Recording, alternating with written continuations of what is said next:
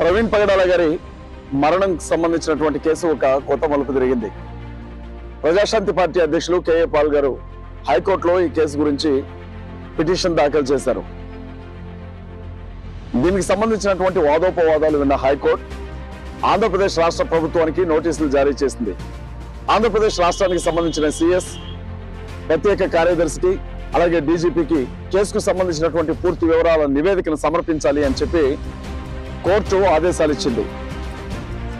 ఆంధ్రప్రదేశ్ రాష్ట్ర పోలీసులు ఈ కేసుని పారదర్శకంగా ఇన్వెస్టిగేషన్ చేయలేదని, సిబిఐకి ఈ కేసును అప్పగించాలని ప్రజాశాంతి పార్టీ అధ్యక్షులు కేఏ పాల్ గారు కోర్టులో పిటిషన్ వేశారు. ఈ విషయంలో క్రైస్తవ సమాజం అంతా కూడా వాస్తవాలన్నీ బయటికి రావాలని ప్రార్థనలు జ్ఞాపకం చేసుకోండి. మహాకూటమి ప్రభుత్వంలో మనకు న్యాయం జరగకపోయినా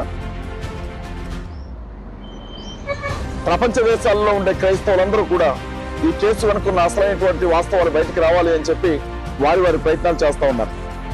మీకు తెలిసే ఉంటుంది, ఇప్పటికే అంతర్జాతీయ న్యాయస్థానంలో కావేటి సమ్మయ్య అనే ఒక న్యాయవాది కేసును ఫైల్ చేశారు.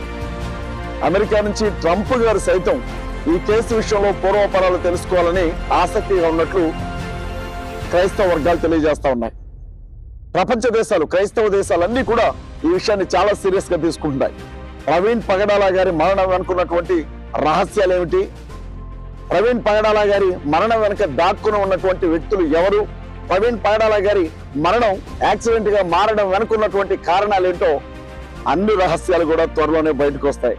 ప్రార్థనలో జ్ఞాపకం చేసుకోండి.